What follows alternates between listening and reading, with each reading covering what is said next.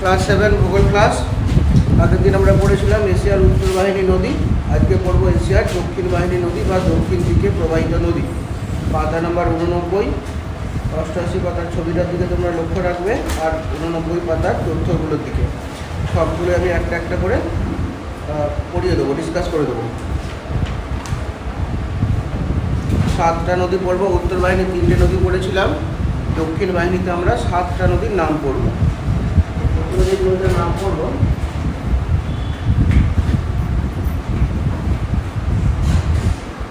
প্রথম হচ্ছে গঙ্গা। গঙ্গা নদী সম্পর্কে আমরা অনেকবার পড়ে এসেছি, জানি অনেক কিছুই। গঙ্গা নদী ভারতের উত্তরাখণ্ড রাজ্যের গঙ্গোত্রী হিমবাহ থেকে উৎপন্ন হয়েছে। তারপর সে প্রথমে পূর্ব দিকে, তারপর দক্ষিণ দিকে প্রবাহিত হয়ে বঙ্গোপসাগরে মিশেছে। উৎপন্ন কোথা থেকে হয়েছে বললাম?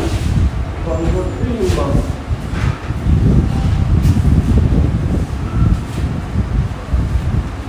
গঙ্গোত্রী হিমবাহ মোহনা কোথায়?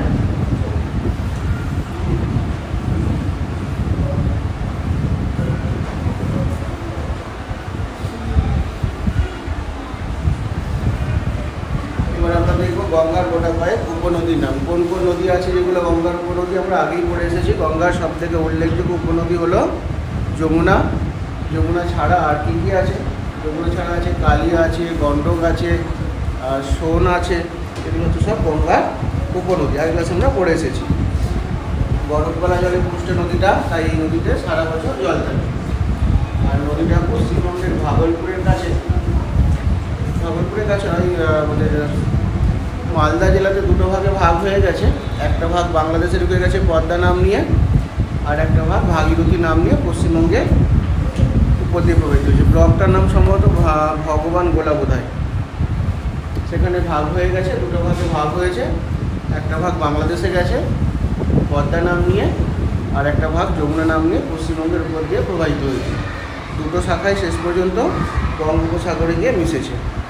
এবার আমরা দেখব সিন্ধু নদী। সিন্ধু কোথায় উৎপন্ন হয়েছে? কৈলাস রেঞ্জের মানসরোবরের কাছে উৎপন্ন হয়েছে। এর প্রথমে উত্তর দিকে গেছে, তারপরে একদম ইউটার্ন নিয়ে দক্ষিণ দিকে বেঁকেছে, দেখে আরব সাগরে পড়েছে। সিন্ধু হচ্ছে পাকিস্তানের প্রধান নদী। সিন্ধুর 5টা উপনদীর নাম তোমরা জানো, আগেই পড়ে এসেছো, যাকে আমরা একসাথে পঞ্চনদ বলি। শতদ্রু, বিপাশা, ইরাবতী, রাবি আর ঝিলাম। এই 5টা উপনদীর নাম তোমরা আগে পড়ে এসেছো। তাহলে সিন্ধু সম্পর্কে কী দেখলাম? কোথা থেকে উৎপন্ন হয়েছে? কৈলাস রেঞ্জের মানসরোবরের কাছে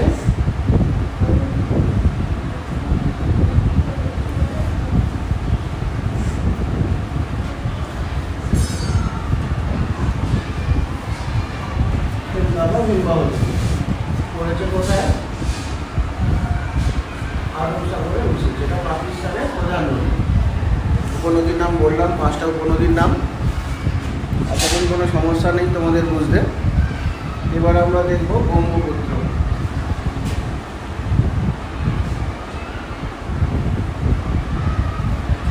এটাও কৈলাস রেঞ্জের মানসরোবরের কাছ থেকে উৎপন্ন হয়েছে, তবে জেমুয়াংডং হিমবাহ থেকে উৎপন্ন হয়েছে। বোঝা গেল? এই দুটো নদী সিন্ধু এবং ব্রহ্মপুত্র দুটোই কৈলাস রেঞ্জের মানসরোবরের কাছে উৎপন্ন হয়েছে। সিন্ধু উৎপন্ন হচ্ছে সিনগাবাব থেকে, যার অর্থ হচ্ছে সিংহের গুহা, আর ব্রহ্মপুত্র উৎপন্ন হচ্ছে চেমুয়াংডং হিমবাহ থেকে। ব্রহ্মপুত্র প্রথমে যাচ্ছে পূর্ব দিকে, তারপর বেঁকে ভারতে প্রবেশ করছে, তারপর ভারত থেকে আবার বেঁকে রাংপুর জেলায় বাংলাদেশে প্রবেশ করছে, তারপরে পদ্মার সাথে মিলিত হচ্ছে। ব্রহ্মপুত্র যেখানে উৎপন্ন হয়েছে সেখানে নদীটার নাম হচ্ছে দিহং, উৎপত্তি স্থানের নাম হচ্ছে সাংপো বা ইয়ারলং জাম্পো। যেখান থেকে উৎপন্ন হয়েছে ব্রহ্মপুত্র সেখানের নাম হচ্ছে সাংপো। দিহং নামে ভারতে প্রবেশ করেছে। আসামের নাম ব্রহ্মপুত্র, যখন বাংলাদেশে চলে যাচ্ছে তখন এর নাম হয়ে যাচ্ছে যমুনা, গিয়ে সে মিশে যাচ্ছে পদ্মার সাথে। বোঝা গেল? তাহলে উৎপন্ন হচ্ছে কোথা থেকে? এটাও মানসরোবরে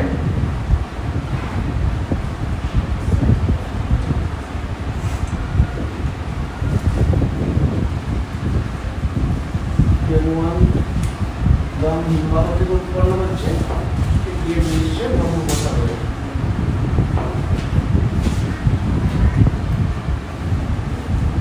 লোহিত, দিবং, বৃহৎ, সুবর্ণশিরি, ধান্যশিরি, মানস, তিস্তা, তোরসা, এগুলো সব হচ্ছে ব্রহ্মপুত্রের উপনদী। আমাদের উত্তরবঙ্গে যতগুলো নদী আছে সবকটাই মিশে গিয়ে ব্রহ্মপুত্রতে। বোঝা গেল? আর কোনো সমস্যা আছে ব্রহ্মপুত্র থেকে? উপনদীগুলোর নাম বুঝতে পেরেছো? কী কী বললাম? সুবর্ণশিরি, ধান্যশিরি, লোহিত, মানস, তিস্তা, তোরসা সব গিয়ে শেষ পর্যন্ত ব্রহ্মপুত্রতে মিশে যাচ্ছে। আর ব্রহ্মপুত্র সম্পর্কে আর একটা তথ্য জেনে রাখো, ব্রহ্মপুত্র নদীতে আছে মাজুলি বলে একটা নদীদ্বীপ, যেটা পৃথিবীর বৃহত্তম নদীদ্বীপ। পৃথিবীর বৃহত্তম নদীদ্বীপের নামটাও আমরা বললাম। কোথায় আছে? মাজুলি নদীদ্বীপ। ব্রহ্মপুত্রতে আছে মাজুলি নদীদ্বীপ, হচ্ছে পৃথিবীর বৃহত্তম নদীদ্বীপ। ক্লিয়ার হয়েছে? আর একটা তথ্য জেনে রাখো, ব্রহ্মপুত্র নদীর একটা উপনদীর নাম হচ্ছে লোহিত। এই লোহিত নদীর উপরে একটা ব্রিজ বানানো হয়েছে, ব্রিজটার নাম হচ্ছে ভূপেন হাজারিকা ব্রিজ, ভূপেন হাজারিকা সেতু। নিশ্চয়ই নাম শুনেছে ভূপেন হাজারিকা, একজন বিখ্যাত গায়ক। লোহিত নদীর উপর নির্মাণ করা হয়েছে ভূপেন হাজারিকা সেতু। এটা হচ্ছে ভারতের দীর্ঘতম সেতু। বোঝা গেল? ভারতের দীর্ঘতম সেতু বা দীর্ঘতম ব্রিজের নাম কি? তখন উত্তর আসবে ভূপেন হাজারিকা সেতু। তাহলে আমরা তিনটে নদী সম্পর্কে পড়লাম। গঙ্গা, যে উৎপন্ন হচ্ছে গঙ্গোত্রী হিমবাহ থেকে, গিয়ে মিশছে বঙ্গোপসাগরে। সিন্ধু উৎপন্ন হচ্ছে সিনকাবাব থেকে, মিশছে গিয়ে আরব সাগরে। ব্রহ্মপুত্র উৎপন্ন হচ্ছে চেমুয়াংদং থেকে, আর গিয়ে মিশছে বঙ্গোপসাগরে। ব্রহ্মপুত্র সম্পর্কে বললাম কি না, মাজুলি ব্রহ্মপুত্রতে অবস্থিত, পৃথিবীর বৃহত্তম নদীদ্বীপ। আর ভারতের বৃহত্তম যে নদীর উপরে যে সেতু, ভূপেন হাজারিকা সেতু, এই লোহিত নদীর উপরে রয়েছে। আর একটা জিনিস জেনে রাখো, এই গঙ্গা আর ব্রহ্মপুত্র এই দুটো নদী মিলে তৈরি করেছে সুন্দরবন। সুন্দরবন পৃথিবীর বৃহত্তম বদ্বীপ। পৃথিবীর বৃহত্তম বদ্বীপ, এগুলো আমরা অনেকবার পড়বো, আবার অন্যান্য জায়গাতেও পড়বো। তাহলে পৃথিবীর বৃহত্তম বদ্বীপের নাম আমরা দেখলাম। পৃথিবীর বৃহত্তম বদ্বীপের নাম কি দেখলাম? সুন্দরবন। কে কে তৈরি করেছে সুন্দরবনকে? তৈরি করেছে গঙ্গা আর ব্রহ্মপুত্র, এই দুটো নদী মিলে সুন্দরবনকে সৃষ্টি করেছে, পৃথিবীর বৃহত্তম বদ্বীপ। ক্লিয়ার হয়েছে? তাহলে আমরা তিনটে নদী সম্পর্কে দেখলাম। এবার আমরা দেখব টাইগ্রিস আর ইউফ্রেটিস নদী। ম্যাপেতেও দেখাবো। এই তিনটে নদী আশা করি বুঝে গেছে।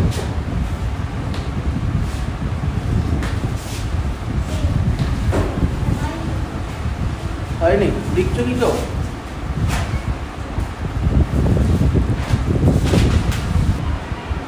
আরেকবার দেখো ব্রহ্মপুত্র সম্পর্কে।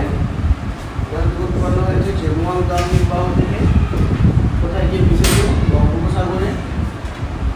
উৎপত্তি স্থলের নাম কি ছিল? ব্রহ্মপুত্র। যেখানে উৎপন্ন হয়েছে সেখানে নাম ছিল সাংপো বা ইয়ারলং জাম্বো। তারপরে নদীটা ভারতে প্রবেশ করেছে ডিহং নামে। তারপরে রাংপুর জেলায়, বাংলাদেশের রাংপুর জেলায় বাংলাদেশে প্রবেশ করেছে, সেখানে নাম হয়েছে যমুনা। তারপর পদ্মার সাথে মিশে গেছে, গিয়ে সুন্দরবনের কাছে বদ্বীপ সৃষ্টি করেছে, যেটা পৃথিবীর বৃহত্তম বদ্বীপ। আর কি দেখলাম ব্রহ্মপুত্র সম্পর্কে? ব্রহ্মপুত্র নদীতেই রয়েছে পৃথিবীর বৃহত্তম নদীদ্বীপ মাজুলি, পৃথিবীর মধ্যে সবথেকে বড় নদীদ্বীপ। কোথায় আছে? ব্রহ্মপুত্র নদীতে, ওটা আসামে রয়েছে। আর কি দেখলাম? ব্রহ্মপুত্রের একটা উপনদীর নাম হচ্ছে লোহিত। এই লোহিত নদীর উপরেই ভারতের দীর্ঘতম সেতু রয়েছে, যার নাম হচ্ছে ভূপেন হাজারিকা সেতু। ক্লিয়ার হয়েছে তো এই পর্যন্ত? এবার মুছে দিচ্ছি বোর্ড। উপনদীগুলোর নাম তোমরা সবাই দেখে নিয়েছো। ব্রহ্মপুত্র উপনদী কী কী? ব্রহ্মপুত্র উপনদী হচ্ছে দিবং, লোহিত, মানস, সুবর্ণশিরি, ধান্যশিরি, তিস্তা, তিস্তা ইত্যাদি। কোশ্চেন এখান থেকে হতেই পারে ব্রহ্মপুত্র নদীর দুটো উপনদীর নাম লেখো, অথবা কোশ্চেন হতে পারে সিন্ধুর দুটো উপনদীর নাম লেখো। সিন্ধুর উপনদীগুলোর নাম কী কী দেখলাম? ঝিলাম, রাবি, চেনাব, বিয়াস আর সতলেজ। এই 5টা উপনদীকে একসাথে পঞ্চনদ বলা হয়। কোনো অসুবিধা আছে? আর 3টে নদী দেখলাম, এবার আমরা দেখব টাইগ্রিস আর ইউফ্রেটিস নদী।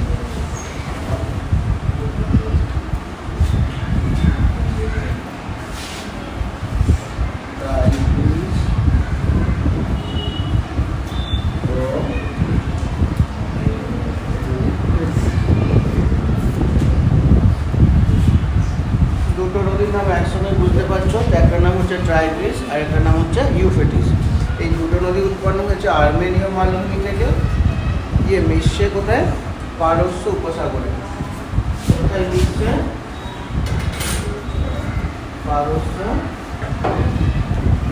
উপসাগরে। এখান থেকে ছোটো ছোটো কোশ্চেন হয়ে যাবে, যেমন টাইগ্রিস ইউফ্রেটিস নদী কোথায় গিয়ে মিশেছে? করতে হবে পারস্য উপসাগরে। উৎপন্ন কোথায় দিতে হয়েছে? আর্মেনীয় মালভূমি থেকে। আর্মেনীয় মালভূমি থেকে উৎপন্ন হচ্ছে, দক্ষিণ দিকে প্রবাহিত হচ্ছে, গিয়েছে পারস্য উপসাগরে মিশছে। এখান থেকে আর একটা কোশ্চেন হয়, একটু দেখো কোশ্চেনে কি আছে। একদিক থেকে টাইগ্রিস আসলো আর একদিক থেকে ইউফ্রেটিস আসলো। ওটার দিকে দেখো, এই দুটো নদী দুদিক থেকে আসলো। এই নদীটার নাম হচ্ছে টাইগ্রিস, এটার নাম হচ্ছে ইউফ্রেটিস। দুটো নদী দুদিক থেকে এসে একটা জায়গায় মিশলো, যে একটা নদী হলো। এই যখন সে একটা নদী হয়ে গেল তখন এর নাম হচ্ছে সাত-এর-আরব। এই লাইনটা দিয়ে কোশ্চেন বেশি আসে পরীক্ষাতে, কোন কোন নদী মিলে সাত-এর-আরব নদীর সৃষ্টি করেছে। কোশ্চেনটা বুঝে নাও, কোন কোন নদী মিলে সাত-এর-আরব নামে নদীর সৃষ্টি করেছে। উত্তর কি দেখলাম? টাইগ্রিস আর ইউফ্রেটিস নদী। কোশ্চেন বোঝা গেছে? কোশ্চেন আসবে কোন কোন নদী মিলিত প্রবাহ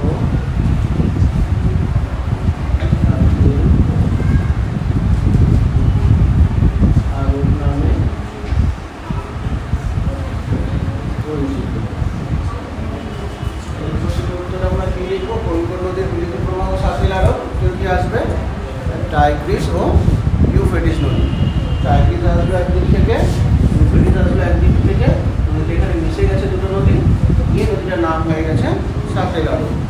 ক্লিয়ার হয়েছে? এবার আমরা দেখব কটা পড়লাম আমরা, 4টে নদী সম্পর্কে। এবার দেখবো আমরা ইরাবতী নদী। আশা করি বুঝে গেছো। এবার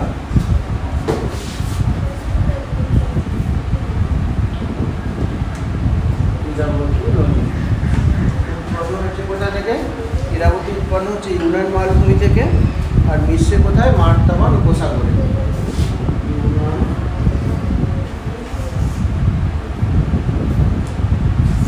মালভূমি আর মিশছে হচ্ছে মার্তামান উপসাগরে। সব নদীগুলোকে আমি ম্যাপে তোমাদের দেখাবো। এখান থেকে জাস্ট একটা কোশ্চেন হবে, কোথা থেকে উৎপন্ন হয়েছে অথবা কোথায় গিয়ে মিশেছে।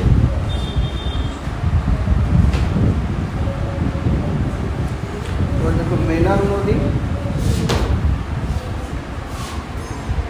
লিখে দিয়েছে, মেনাম আর মেকং। 7টা নদীর কথা আমাদের পড়তে হবে, দক্ষিণ বাহিনী 7টা নদী।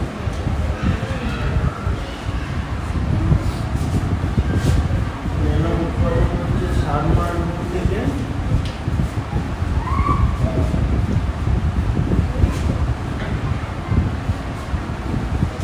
আর মেকং উৎপন্ন হচ্ছে কুয়েলুন পর্বত বা কুল্লুন পর্বত, কুল্লুন বা কুয়েলুন, কুল্লুন পর্বত বা কুয়েলুন পর্বত থেকে উৎপন্ন হচ্ছে। কোথায় গিয়ে মিশছে দেখো, ম্যাপের দিকে দেখো একবার, 88 পাতায় ম্যাপের দিকে দেখো।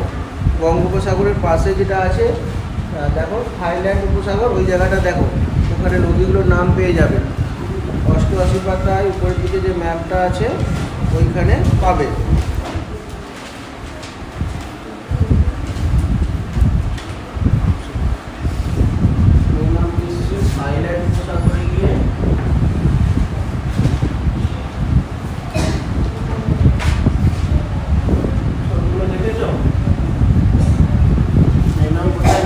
থাইল্যান্ড উপসাগরে আর মেকং মিশছে দক্ষিণ চীন সাগরে।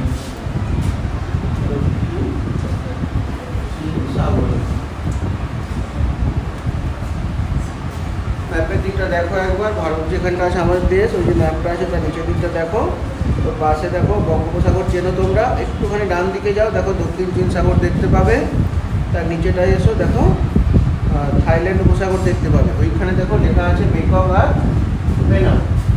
এবার বোর্ডের বড় ম্যাপটা তুলে দেখো একবার, ওটা দেখে নাও, নদীর ছোটো ম্যাপটাও দেখে নাও, তারপরে বোর্ডের বড় ম্যাপটা তুলে দেখো, সব নদীগুলো আমি দেখিয়ে দেবো। 7টা নদী আমরা পড়লাম, 7টা নদী দেখাবো মনে গেছে।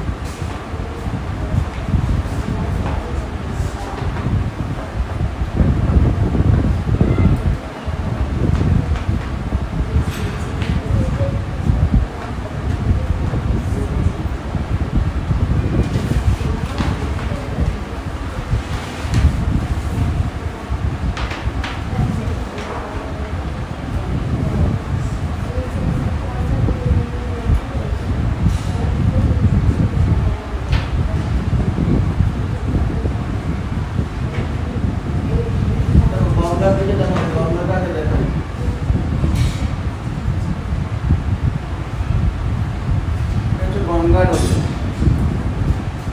ওদের দিকে দেখো গঙ্গা নদী কোথায় আছে দেখে নাও। এরপরে আমরা দেখবো ব্রহ্মপুত্র আর সিন্ধু।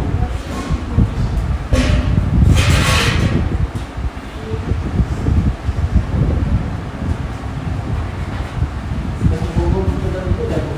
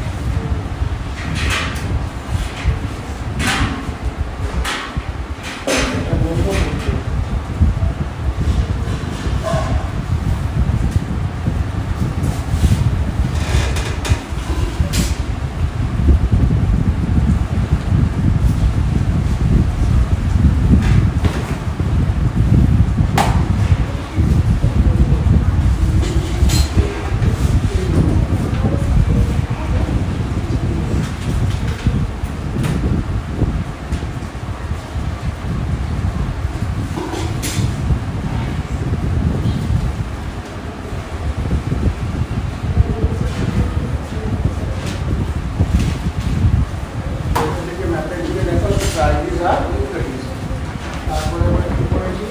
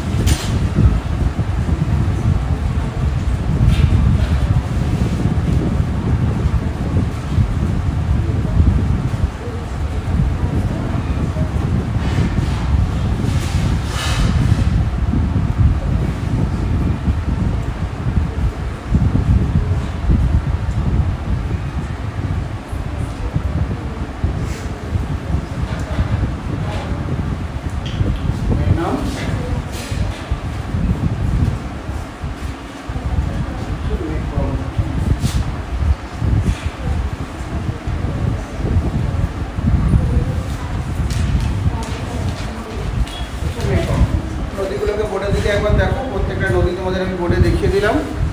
সিন্ধু কোনটা দেখো, গঙ্গা কোনটা, সব বোর্ডে মার্ক করে দিয়েছি। একবার বোর্ডটা ভালো করে দেখে নাও, 7টা নদীর অবস্থান দেখে নাও।